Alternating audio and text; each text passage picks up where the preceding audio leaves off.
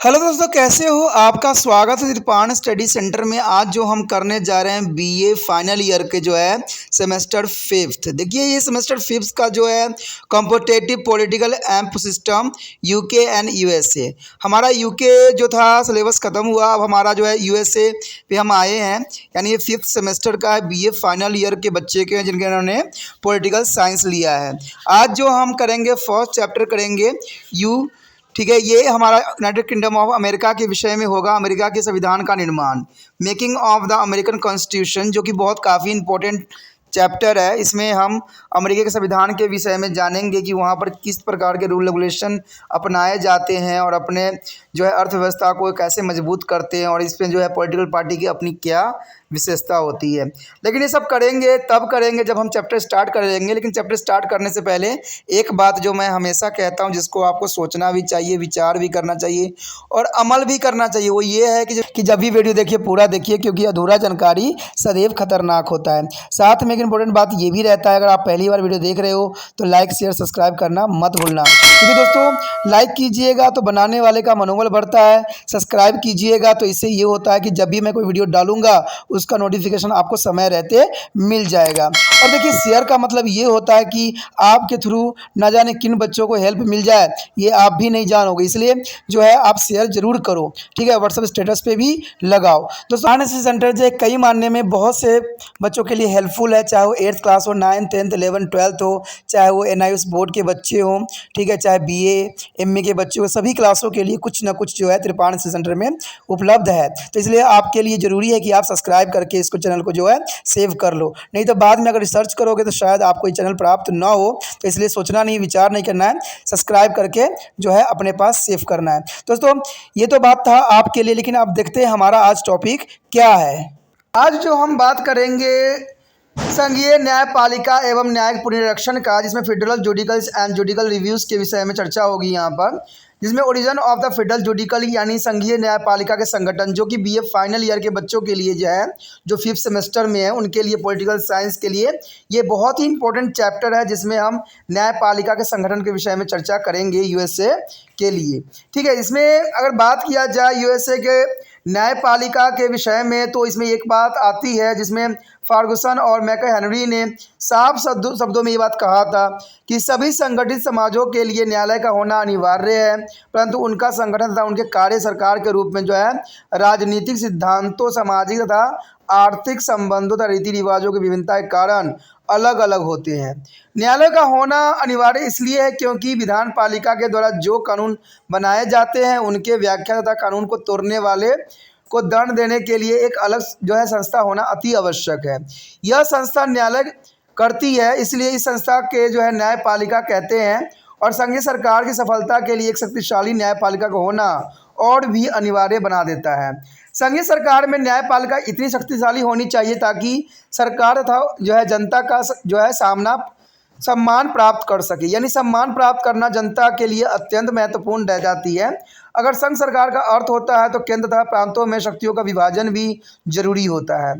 कहते हैं शक्ति का विभाजन होने के कारण केंद्र तथा प्रांतों में झगड़े उत्पन्न होने स्वाभाविक सी बात होती है, और इन झगड़ों को निपटने के लिए एक निष्पक्ष न्यायपालिका की आवश्यकता होती है। इसके अतिरिक्त संघीय सरकार में जो है संविधान देश का सुरक्षा कानून माना जाता है।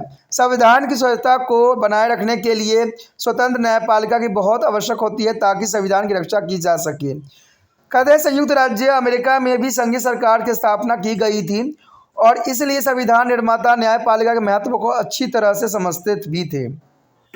संविधान निर्माता यह विचार रखते थे कि संघ सरकार का इकाइयों में झगड़ों के निपटने के लिए जो है संविधान की व्याख्या तथा संविधान की रक्षा करने के लिए तथा न्याय की स्वतंत्रता की रक्षा के लिए एक स्वतंत्र न्यायपालिका अनिवार्य है।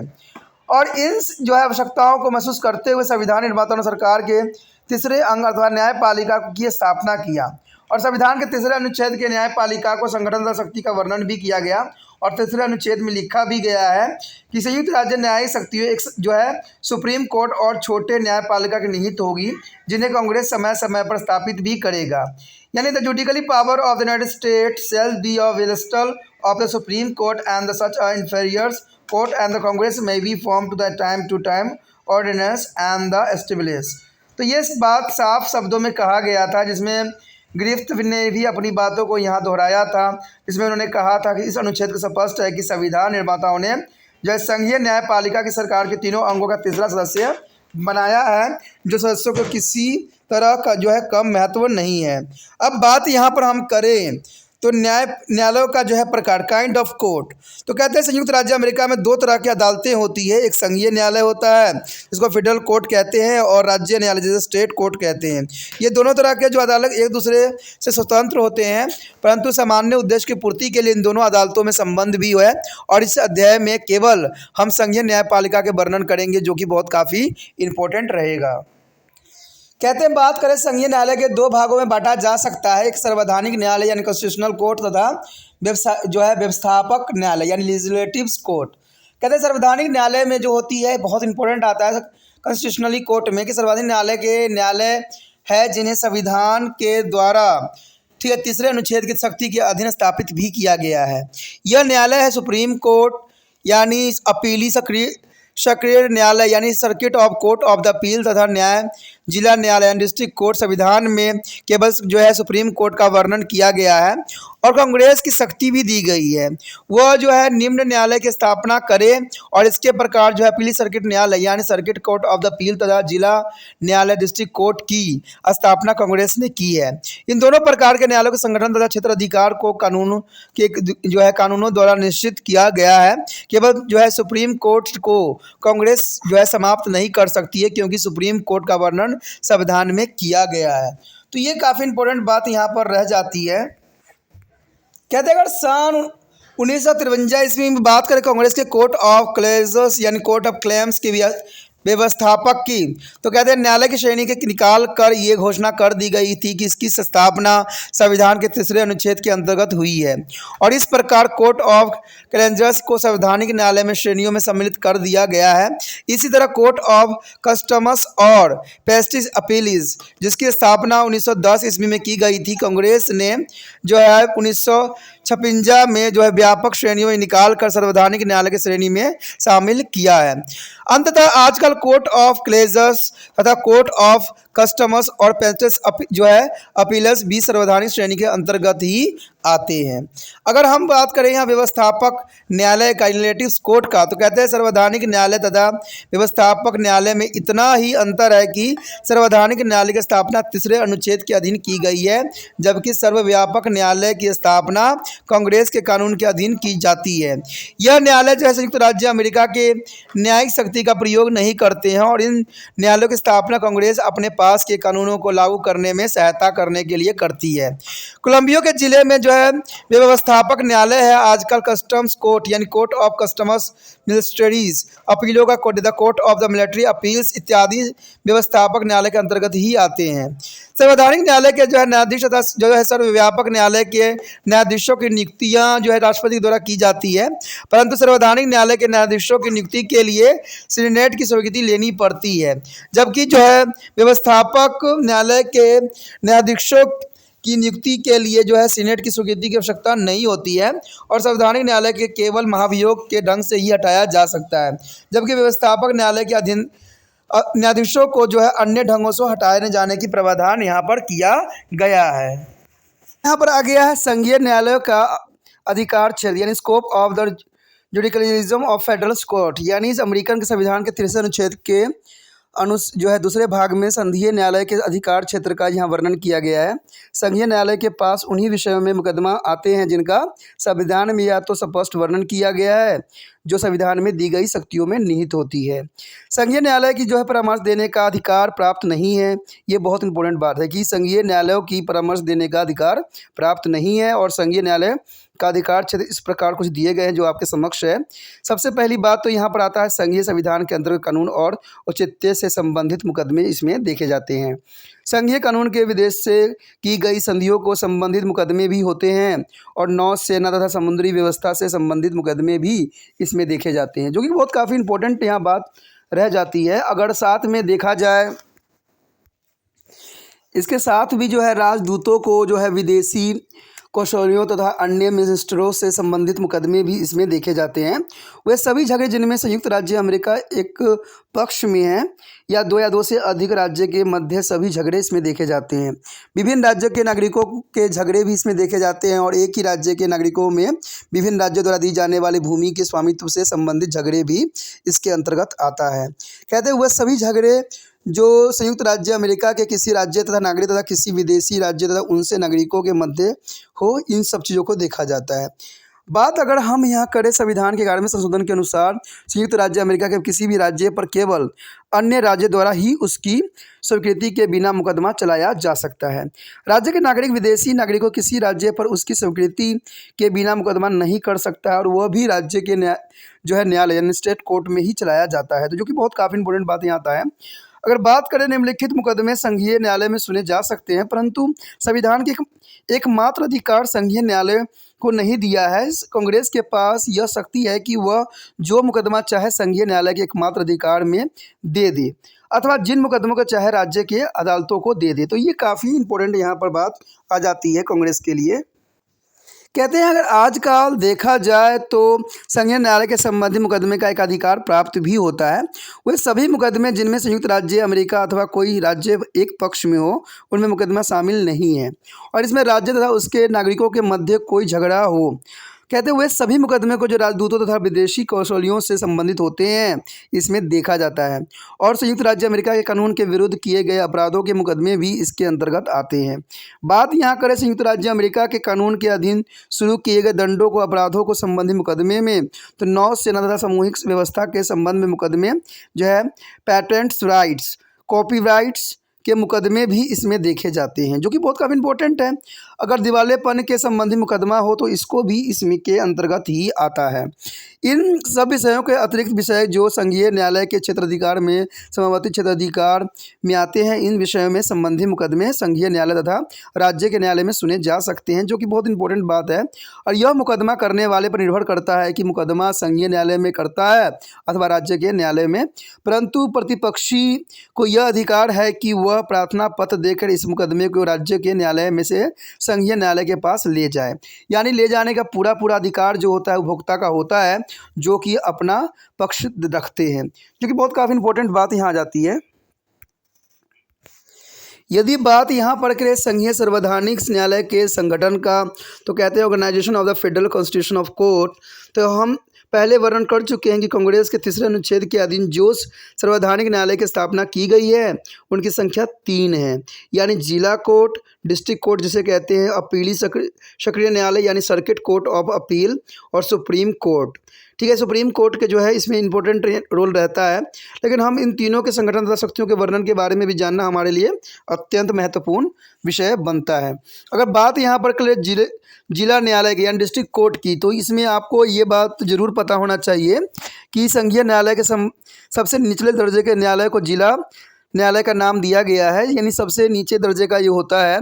संयुक्त राज्य अमेरिका के 50 राज्य में से जो है 95 जिला न्यायालय है, यानी अगर 50 राज्य है तो इसमें 95 जिला न्यायालय की व्यवस्था की गई है और प्रत्येक न्यायिक जिले में एक जिला न्यायालय है तथा एक राज्य के 2-3 जिले में बांट दिया जाता है और इस बार कई राज्य संपूर्ण जो है न्यायिक जिला होता है। तो ये काफ़ी इंपॉर्टेंट बात आती है यहाँ पे। कहते हैं अगर देखा जाए तो छोटे से छोटे राज्यों में एक जिला न्यायालय अवश्य ही होता है और जिला न्यायालयों में कम से कम एक जज तथा अधिक से अधिक जो है 27 जज होते हैं।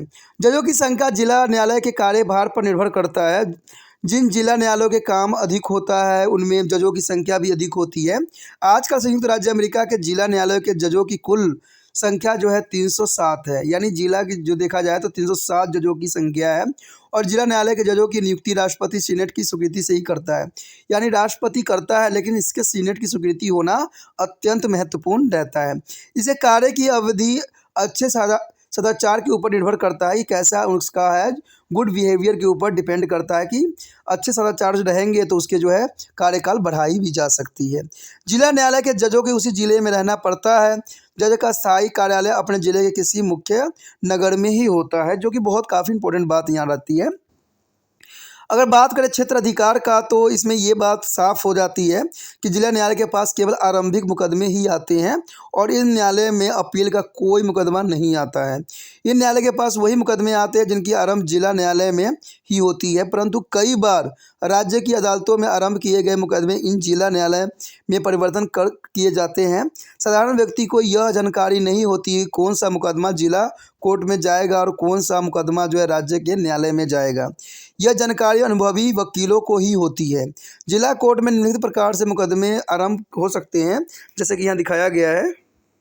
इसमें मेनली जो होती है संयुक्त राज्य अमेरिका के संबंधी अपराधों के सभी मुकदमे इसी न्यायालय में आरंभ किए जाते हैं। और बात करें नौसेना संबंधी मुकदमे भी इसके अंतर्गत आता है और दिवालेपन के मुकदमे भी इसी के अंतर्गत रहता है। अंतर्राष्ट्रीय व्यापार का संचालन करने वाले नियमों को जो है संबंधी मुकदमे इसी के अंतर्गत आता है और संयुक्त राज्य अमेरिका के विभिन्न राज्यों में मुकदमे भी इसी में सुने जाते हैं। बात करें संयुक्त राज्य अमेरिका के किसी राज्य के नागरिक का विदेशी नागरिक के मुकदमे भी इसी के अंतर्गत आता है या अंतरिम राज्य जैसे पैटेंट, कॉपीराइट, पोस्टल्स से संबंधित मुकदमे इसी न्यायालय में आरंभ होते हैं। राज्य की अदालतों की परिवर्तन किए गए मुकदमे भी इसी में ही सुने जाते हैं। बात करें जिला न्यायालय के पास मुकदमे की संख्या का तो कहते हैं 1 लाख प्रति वर्ष होती है और इन मुकदमों में जो है 64,000 के लगभग दीवानी मुकदमे होते हैं और 36,000 के लगभग जो है फौजदारी मुकदमे देखे जाते हैं। साधारण जिला न्यायालय में फैसले एक न्यायाधीश के द्वारा किए जाते हैं, परंतु कुछ मुकदमों में निर्णय 3 न्यायाधीशों के द्वारा किए जाते हैं। संघीय न्यायालय के केवल इन्हीं न्यायालयों में जो है ग्रैंड जूरिस और पैट्री जूरिस का प्रयोग किया जाता है और इन न्यायालय के निर्णय के विरुद्ध जो है सर्किट न्यायालय में अपील की जा सकती है। कहते हैं और जब कभी न्यायालय किसी कानून को अवैध घोषित कर देता है तब सुप्रीम कोर्ट में अपील की जा सकती है, जो कि बहुत काफ़ी इंपॉर्टेंट बात यहाँ पर रखता है कि अवैध घोषित करने पर आप जो हो सुप्रीम कोर्ट के अपील वाले में जो है अपना मुकदमा ले जा सकते हो। यदि बात यहाँ करें अपीली सर्किट न्यायालय के तो ये जानना आपके लिए ज़रूरी है कि सर्किट कोर्ट्स ऑफ अपील यानी अपील करने का अधिकार जो यहाँ दी गई है जिला कोर्ट के जो है ऊपर अपीली सर्किट न्यायालय है जो कि जिला के बाद आती है।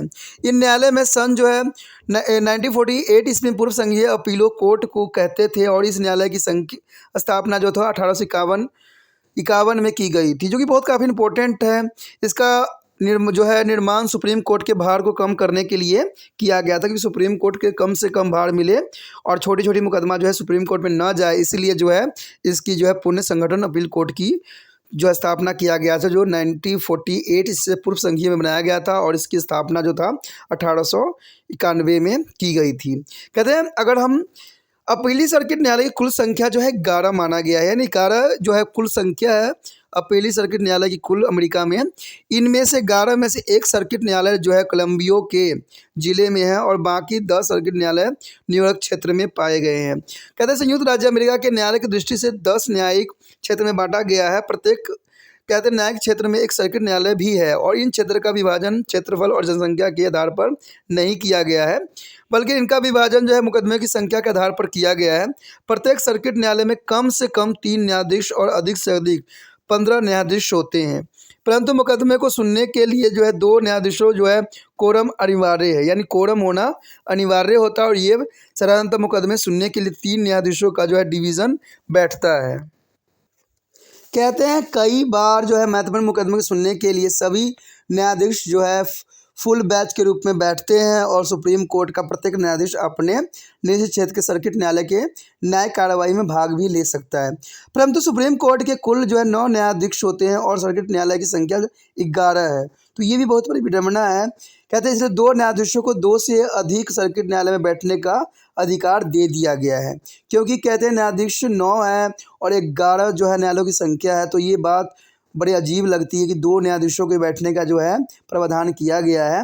और कई बार सर्किट न्यायालय की बैठक अपने क्षेत्र के विभिन्न स्थापनों पर की जाती है और जिला कोर्ट के न्यायाधीशों की सर्किट न्यायालय की बैठक में भाग ले सकते हैं, परंतु वे उन मुकदमे का जो है कार्रवाई में भाग नहीं ले सकते हैं जो उन्हें स्वयं जिला कोर्ट में सुने होते हैं। इन न्यायाधीशों की नियुक्ति जो है राष्ट्रपति के द्वारा सीनेट की स्वीकृति से की जाती है, यानी राष्ट्रपति महत्वपूर्ण योगदान देता है, लेकिन राष्ट्रपति को नियुक्ति करने के लिए सीनेट की जो है स्वीकृति लेना अत्यंत महत्वपूर्ण यहाँ पर बात बन जाता है। इन न्यायाधीशों की अवधि अच्छे सदाचार के ऊपर डिपेंड करता है, यानी गुड बिहेवियर के ऊपर निर्भर करता है। अगर अच्छा बिहेवियर रहता है तो कई सालों तक ये अपने कार्य में संलग्न रहते हैं। बात अगर हम करते हैं क्षेत्र अधिकार का, तो क्षेत्र अधिकार जो है साफ शब्दों में ये बात आ जाती है कि अपील सर्किट न्यायालय, जैसे कि इनमें नाम से स्पष्ट है, मुख्य अपील के न्यायालय है। कुछ मुकदमों को छोड़कर इन न्यायालय के पास अपील के रूप में ही मुकदमे आते हैं, यानी इसमें अपील के रूप में मुकदमा सारी सुनी जाती है। और इन न्यायालय के पास अपने क्षेत्र के अंतर्गत जिला कोर्ट को अपील भी आती है, और सर्किट न्यायालय पर उन मामलों में जो अर्ध न्यायिक यानी जो है जुडिकल बेंच के जो अधिकतम पुनः कमीशन से आते हैं के विरुद्ध अपील सुने जाते हैं।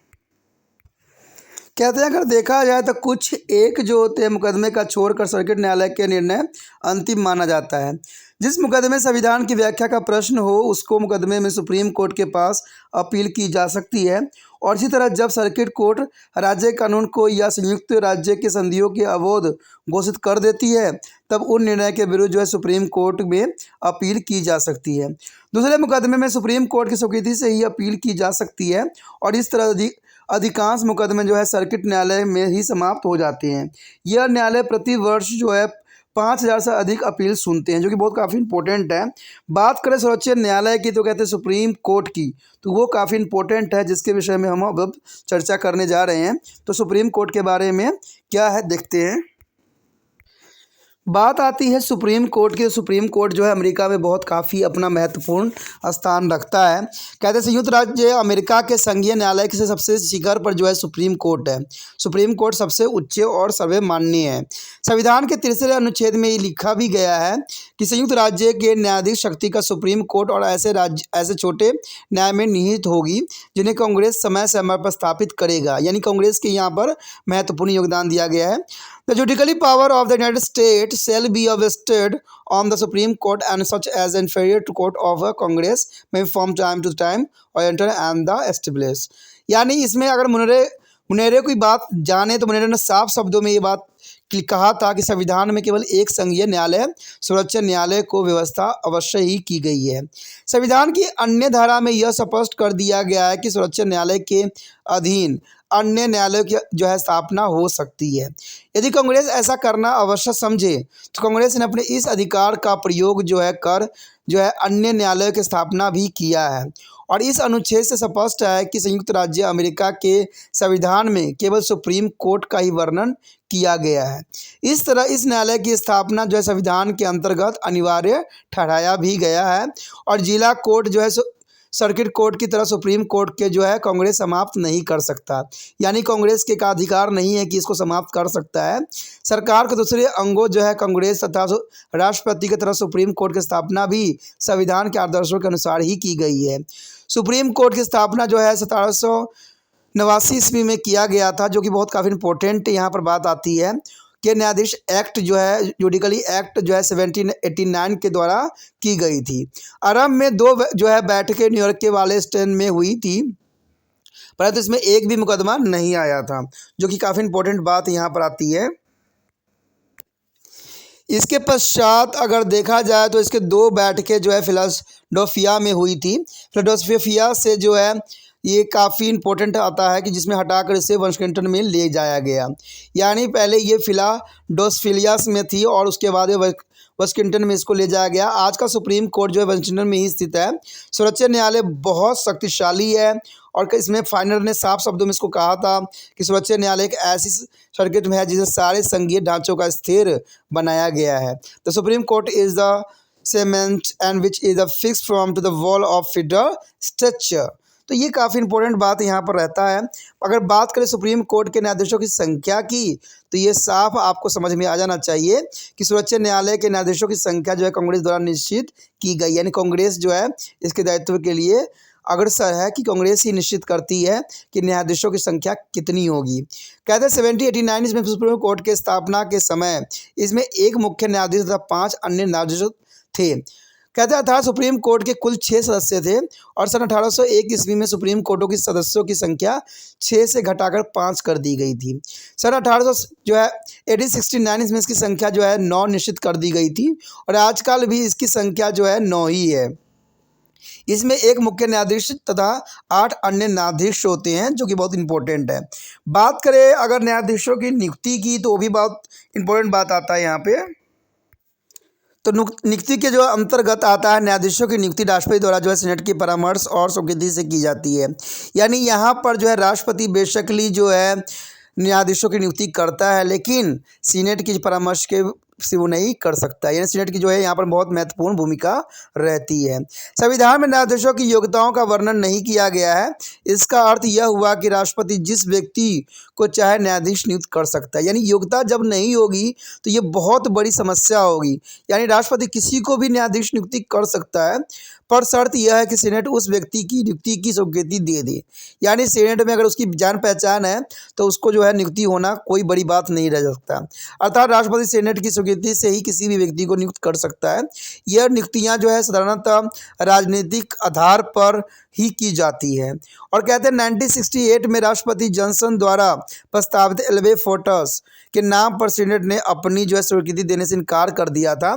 तो राष्ट्रपति निक्सन द्वारा नियुक्ति किए गए न्यायाधीश जो है कैलेमेंटस हैनसवर के जो है सीनेट से स्वीकृति कर दिया।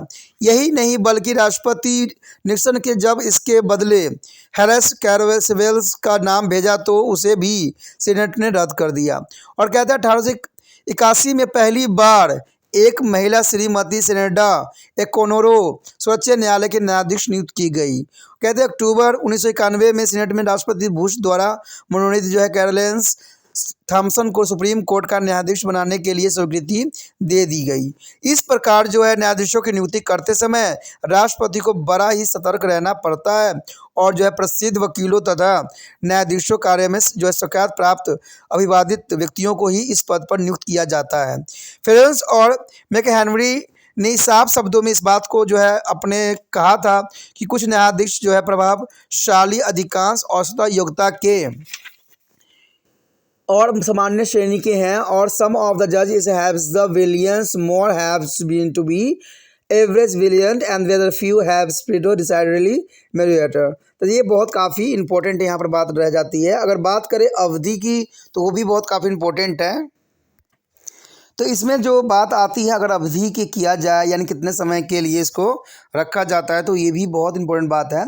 संविधान में सुप्रीम कोर्ट न्यायाधीशों का अवधि निश्चित नहीं की गई है, यानी इसमें कोई प्रावधान नहीं कितने सालों तक ही रहेंगे, लेकिन संविधान में इतना लिखा जरूर गया है कि न्यायाधीशों की अवधि अच्छे सदाचार पर डिपेंड करते हैं, यानी गुड बिहेवियर के ऊपर पर्याप्त होती है। न्यायाधीशों को केवल जो है महाभियोग के द्वारा ही हटाया जा सकता है, यानी एम्प्लॉयमेंटिस में जो है महाभियोग दे के जो है इसको हटाया जा सकता है। यदि न्यायाधीश पर महाभियोग का मुकदमा न चलाया जाए तो वह अपने जीवन के अंतिम सांस तक न्यायाधीश रह सकते हैं, परंतु 1937 के एक कानून द्वारा यह अव्यवस्था की गई है कि 70 वर्ष की आयु के पश्चात वह न्यायाधीश जो कम से कम 10 वर्ष तक इस पद पर रह चुका हो अवकाश प्राप्त कर सकता है, और उसे जीवन पर्याप्त पद का पूरा वेतन मिलता ही रहेगा। यानी जब तक जीवित रहेगा तब तक पूरा ही वेतन मिलेगा, पेंशन उनको नहीं मिलता है। ठीक है, शायद केवल इस प्रकार ही जो है बूढ़े न्यायाधीशों की छुटकारा पाया जा सकता था, किंतु अब भी अवकाश ग्रहण करना उनकी इच्छा पर निर्भर करता है।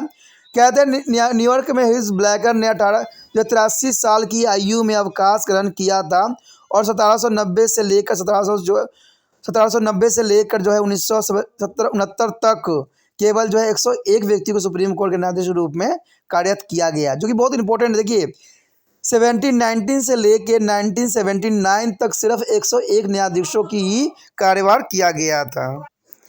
बात यदि करें यहाँ वेतन की, तो कहते संविधान के अंतर्गत न्यायाधीशों के वेतन निश्चित नहीं किया गया है। न्यायाधीश का वेतन जो है कांग्रेस के द्वारा निश्चित किया जाता है। एक न्यायाधीश की नियुक्ति के समय जो वेतन निश्चित हो, कांग्रेस उस अवधि के बीच उस वेतन को बढ़ा सकती है और घटा नहीं सकती। ये बहुत काफ़ी इंपॉर्टेंट है। यदि सुप्रीम कोर्ट में न्यायाधीश जो है 65 वर्ष की आयु में रिटायर हो जाए अथवा त्यागपत्र दे दे और उन्हें इस पद पर जो है 15 वर्ष कार्य किया है, तो उन्हें जीवन पर्याप्त पूरी वेतन मिलता है। इसी प्रकार यदि न्यायाधीश 70 वर्ष की आयु में रिटायर हो जाए अथवा त्यागपत्र दे दे और उन्होंने उस पद पर जो है 10 वर्ष तक कार्य किया हो, तो उन्हें जीवन पर्याप्त पूरी वेतन मिलती है। इन दोनों कंडीशन में जो है पूरी वेतन दी जाती है। यह न्यायाधीश रिटायर होते हैं, त्यागपत्र नहीं देते हैं।